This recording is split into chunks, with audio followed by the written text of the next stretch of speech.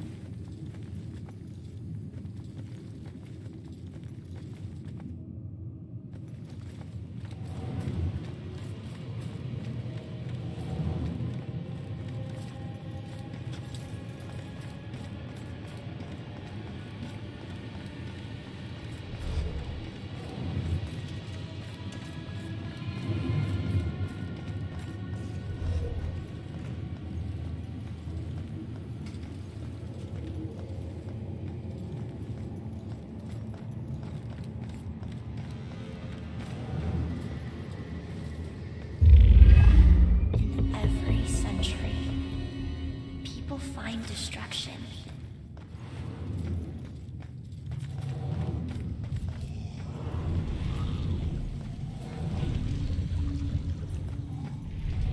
I've got to get out of here. There's a ghost right over there in that cell. Don't you have some other place you can keep me? Authority do not make purity.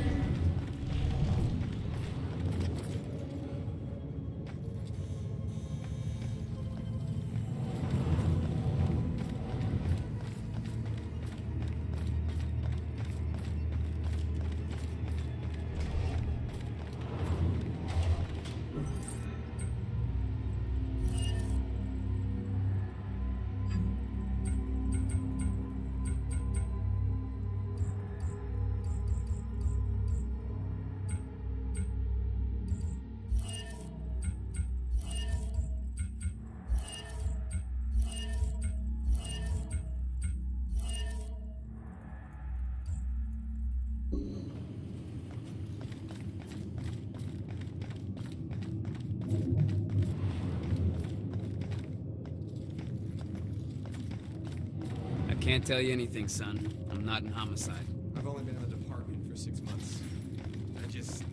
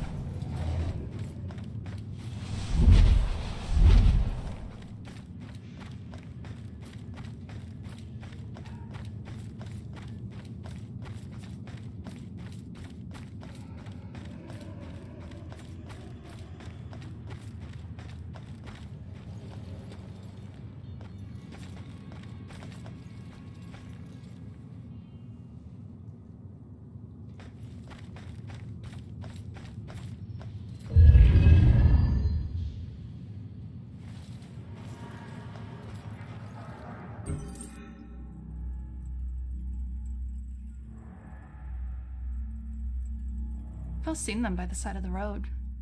These unkept, smudged hopeless people holding cardboard signs. Sometimes they have props, baby stroller, a pet, gasoline can, something to lend credence to the thin fiction that they need money for something other than booze. It was a man with a need gas sign with the red gas can on the ground that I saw when I drove into Salem 6 unlucky years ago today. Tried to ignore him, not making eye contact, but I was stuck at a red light and pretending he wasn't there was getting really awkward.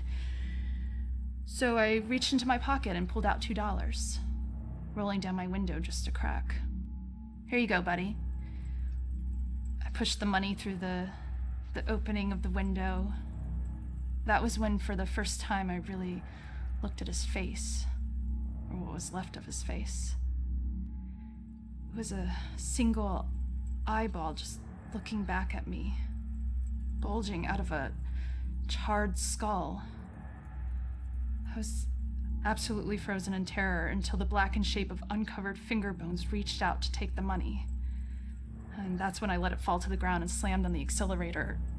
I didn't even care that the light was red. In the time since then, I've picked up pieces of the legend. A shell-shocked war veteran, unemployable and alcoholic, became a familiar sight in Salem, begging by the roadside. Citizens stopped giving him money, thinking he would just move on to a bigger city. He responded by creating one of the most traumatic spectacles in town history, setting himself alight in the middle of town during evening rush hour. Ever since that roadside encounter, I've been seeing little wisps of flame out of the corner of my eye, like brief flashes that are gone as soon as I turn my head, sending nauseated chills through my whole body. Is this tormented spirit following me now? Whether he intends it as a blessing or a curse, I just want to be as far as possible from this horrifying specter.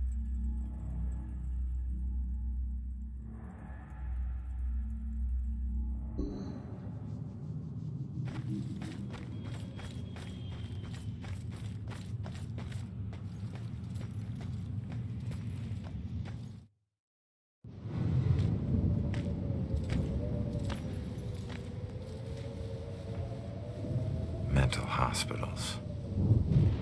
One place torture is considered for your own good.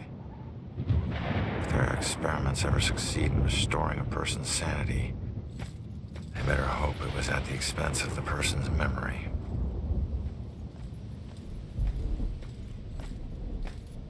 You ready? Relax, we're out of the graveyard. And into Crazy Town? A big improvement. People who see things nobody else can see end up living here. Not that crazy. Come on. Okay, I'll help you get inside, but... But what? Look, if we're gonna ask this girl Iris about this contract, the asking needs to be done by a living person, right?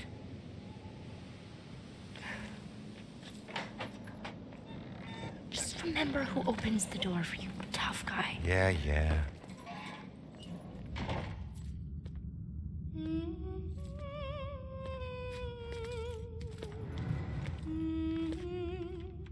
All right, kid.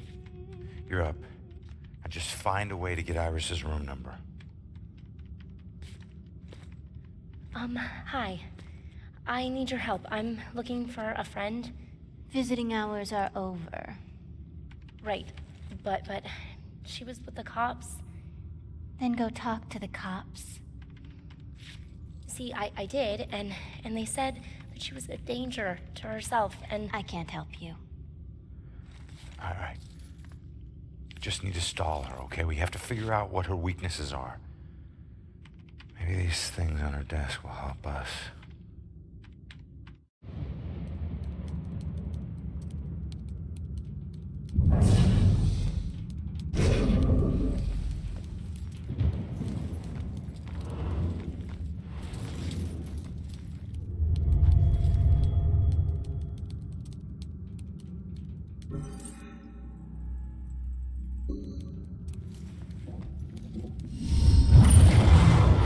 He's most likely a man of imposing size and stature.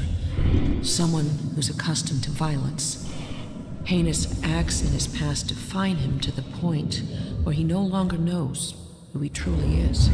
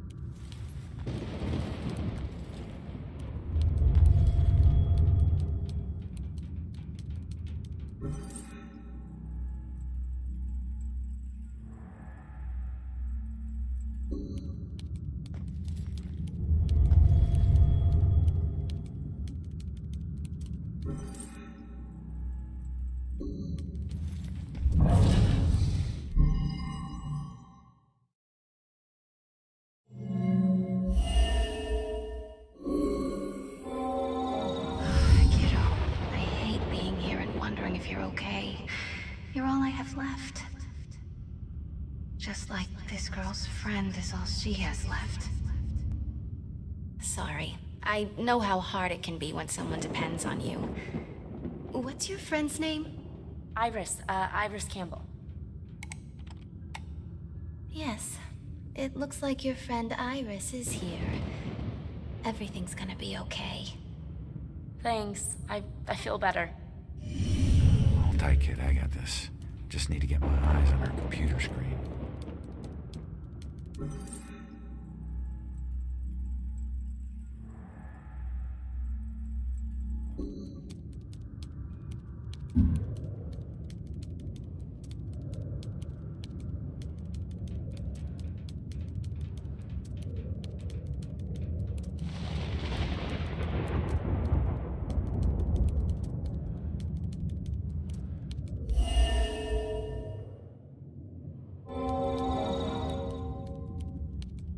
She's in room 216. We gotta find it quick, Joy. She's scheduled for electroshock.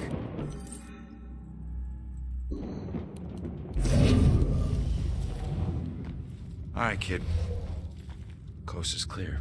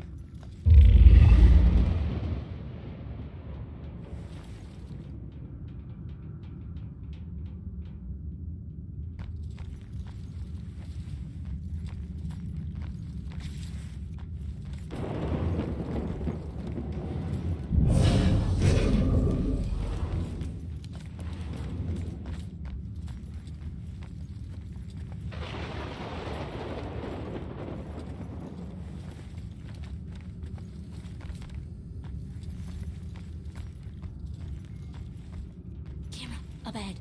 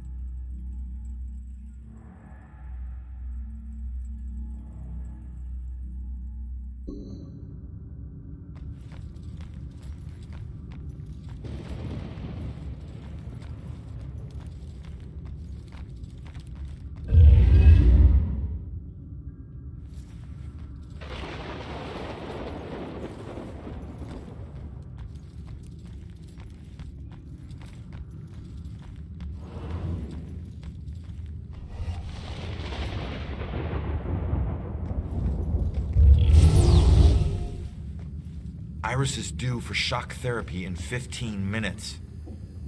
Like, fry your brain shock therapy? Oh, shit. Oh shit is right. Let's get moving.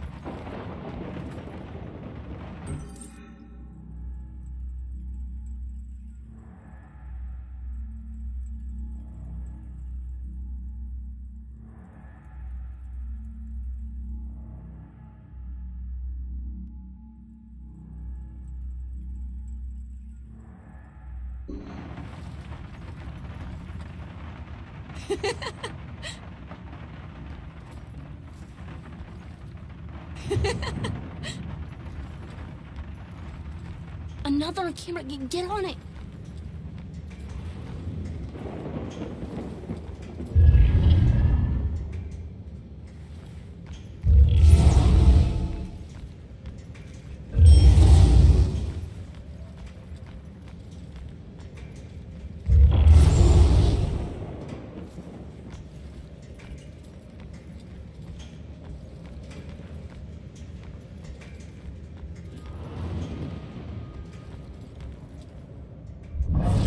What if I just borrowed the helicopter and left a little note?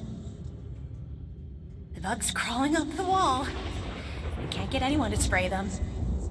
And not gonna try to squash them again. All the blind people put the restraints on me. Can't believe they put them on me. Just because they can't see the bugs? Mice can slip under doors, cracks. It's all just concentration, discipline. I have time to practice. What if I just borrowed the helicopter and left a little note?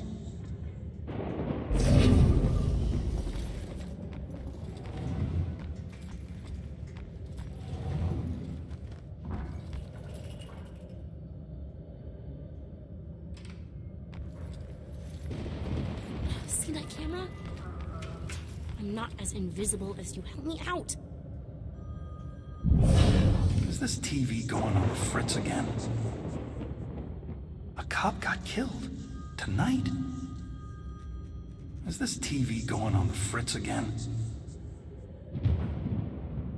The thing to understand about Mrs. Gwynn is that her father used to become violently angry when she would walk in front of the TV during sporting events. I don't see what that has to do with... Any kind of anger, but particularly male anger, is really a trigger point for her.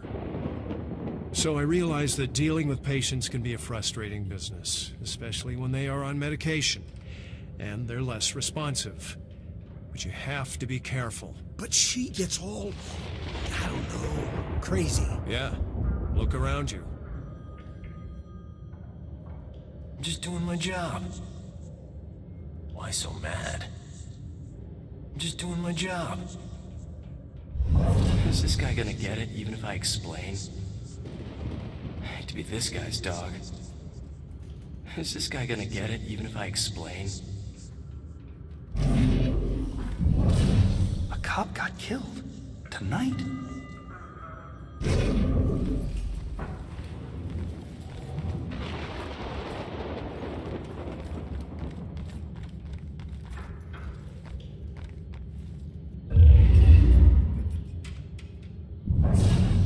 Why is it called antifreeze if it stops overheating? Enough of this. Preachy doctor, pills, knives. Going to my cabin. Right now. Why is it called antifreeze if it stops overheating? Bugs crawling up the wall. You can't get anyone to spray them. And not gonna try to squash them again. All the blind people put the restraints on me. Can't believe they put them on me. Just because they can't see the bugs?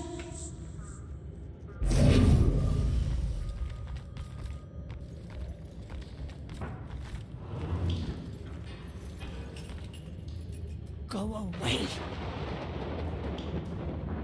Go away.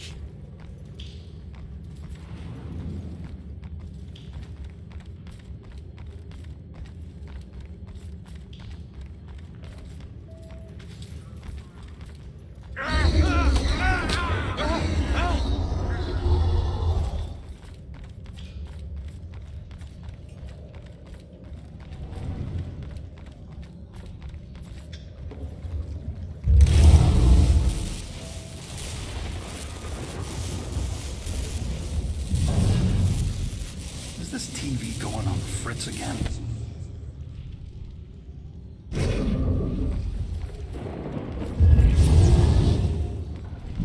These lights, God, these lights. My great work will begin soon. These lights, God, these lights.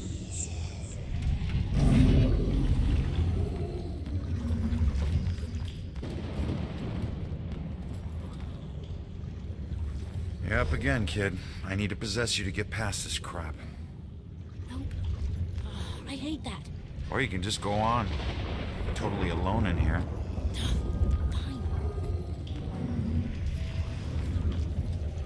You know what these hands are? Lost souls, I guess? Just seems like the opposite of moving on. Or at least the opposite of moving on you're trying to do.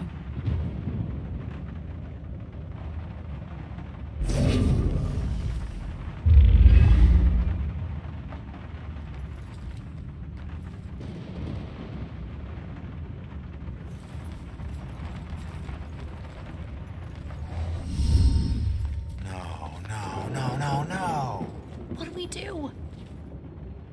All right, keep going. Get to Iris's room. No. We stick together. Joy, we don't have a choice. Now, I'll meet you there as soon as I figure out a way around this. Go!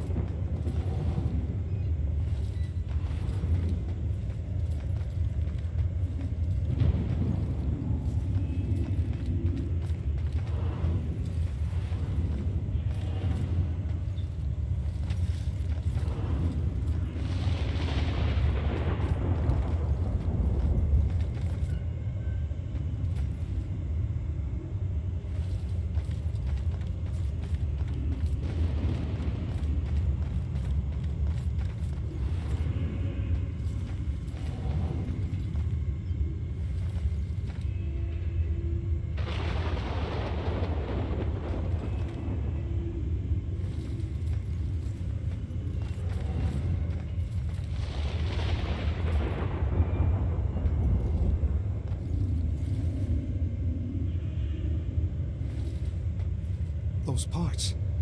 Those parts aren't me. Where am I? Do you work here? Show some mercy.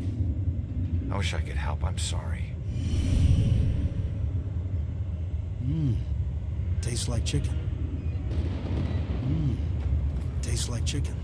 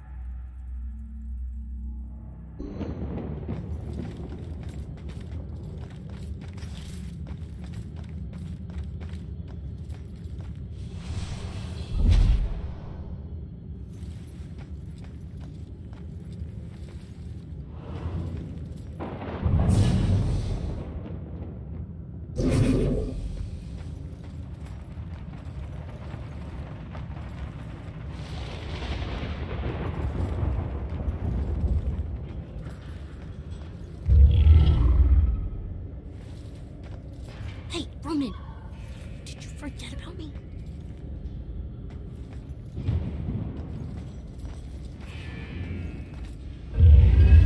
To be held in the harsh light is to be held to account.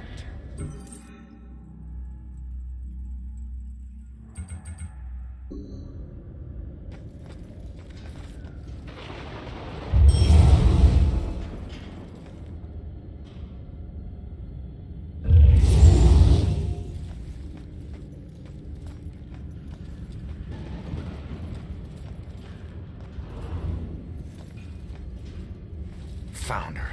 I better find Joy and get her here.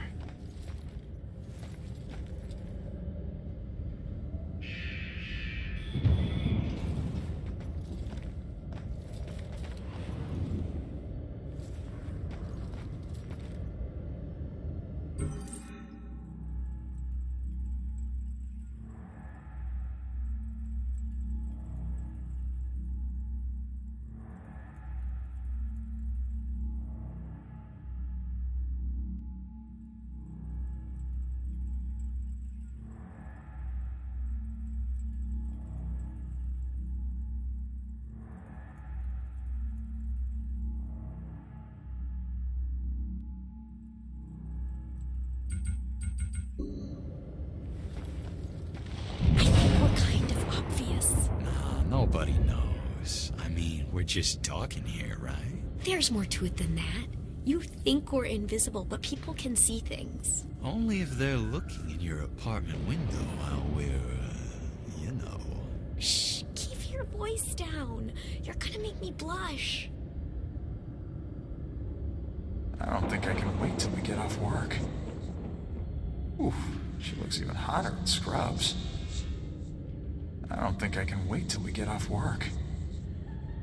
You know, this is starting to get unattractive. Wish you weren't so clueless at work.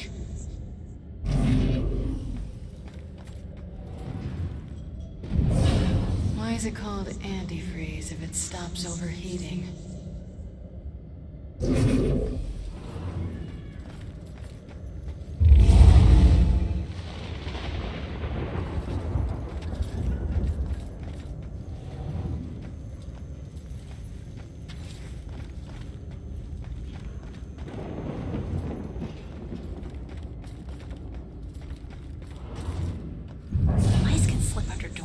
little cracks.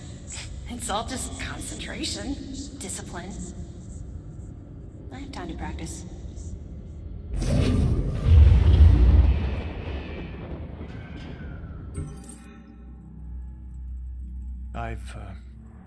I've had a long career working as a state inspector for the Department of Mental Health. During that time, I've been to a lot of institutions, and I have seen a lot of horrible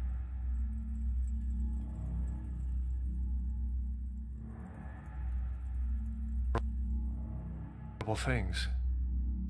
But nothing even comes close to the evil events that I witnessed at Fairhaven Sanitarium, the place they now call Lux Eterna. I first arrived in 1926 to investigate claims of overcrowding and neglect. However, Fairhaven's reputation was tainted long before that. In 1911, Fairhaven opened its doors for the first time. A notoriously violent criminal by the name of Jack Yates was the hospital's first patient. He was to be the shining example of the hospital's ability to cure the mentally deranged.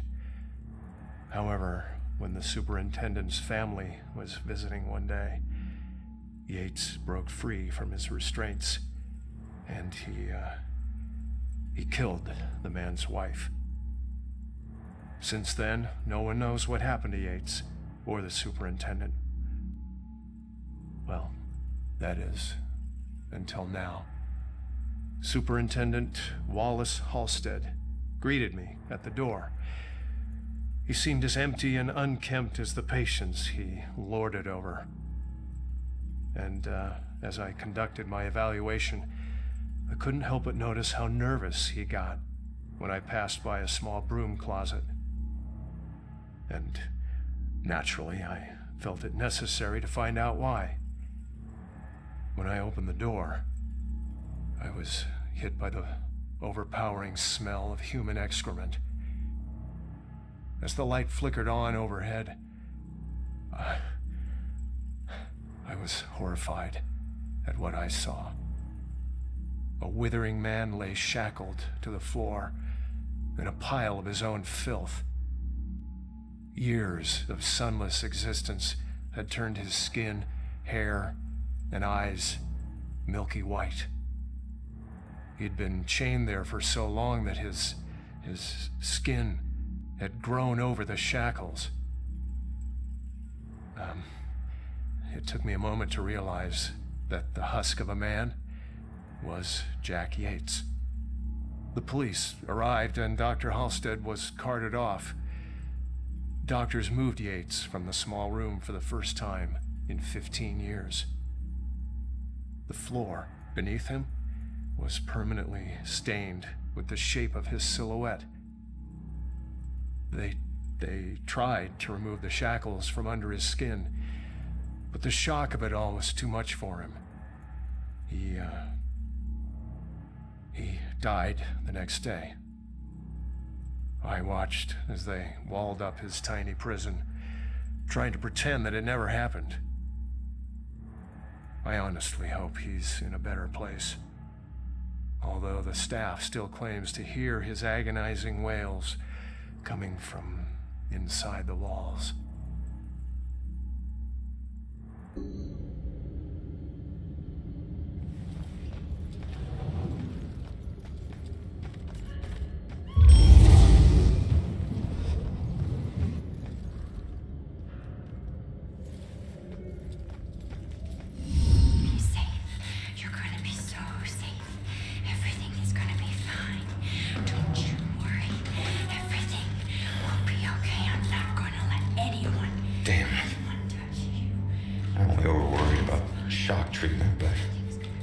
Already a lost cause.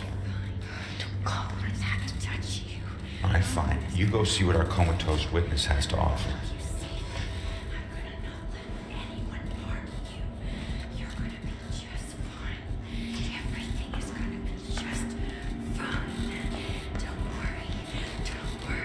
Iris. Everything will be fine. Don't worry, I'm here to help you. Don't kill my sister! I'm not gonna hurt you. Stay back! Both of you! Holy shit, she can see me! What the? I'm gonna keep you safe. You're gonna be so safe. Everything is gonna be fine. I think I know that symbol. I've seen it before. Where? We'll be okay. I don't know. Maybe in my mom's book. You're gonna be just fine. Everything's gonna be safe. You're gonna They definitely look familiar. This one means protection. I'm gonna keep you safe. I'm gonna not let anyone I knew this was a lie. Wait, contract. She still knows, she still knows.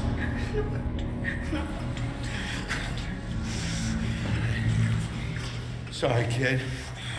Maybe we didn't need you after all.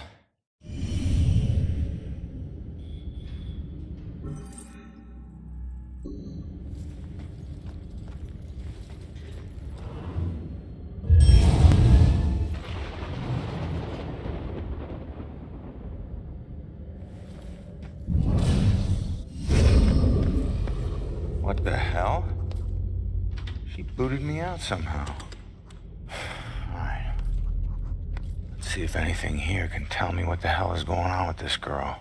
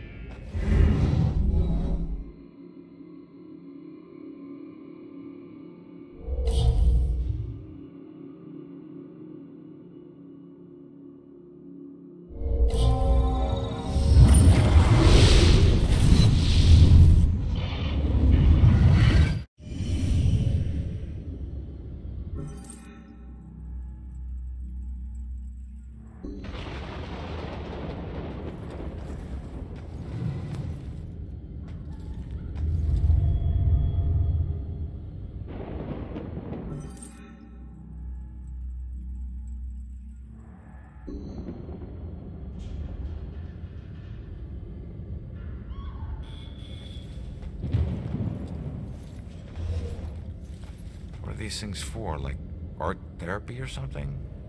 No. Blue eyes.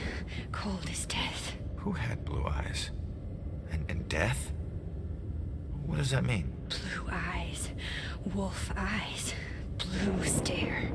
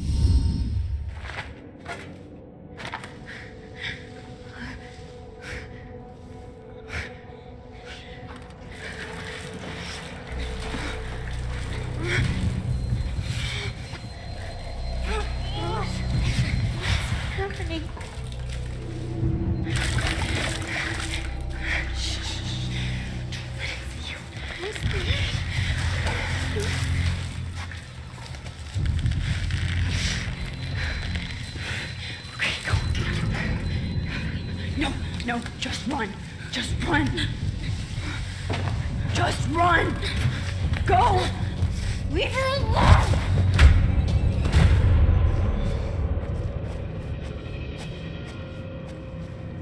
Run. Run. Run.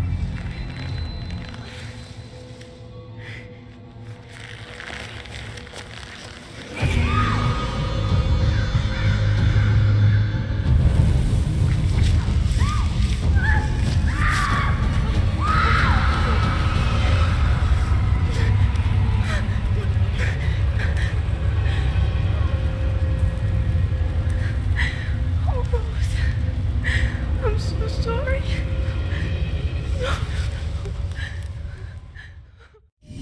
Rose saved Iris's life, but paid it with her own. Bell killers going after young girls. Well, what was it? What'd you see? Poor kid. Her sister freed her when they were about to be scorched, but she couldn't return the favor. Leave us alone!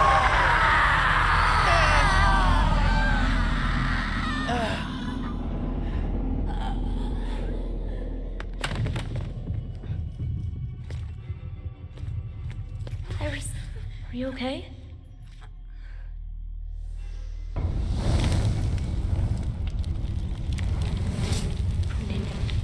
It's Rose. She has flames. She was possessed. I told you to stay back! Who are you? I'm Joy. You don't belong in this place. Orderlies.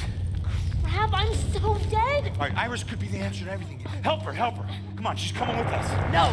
You're not taking her! You want the orderlies to shock her? She stays here. You want her to be safe outside? She comes with us. It's up to you.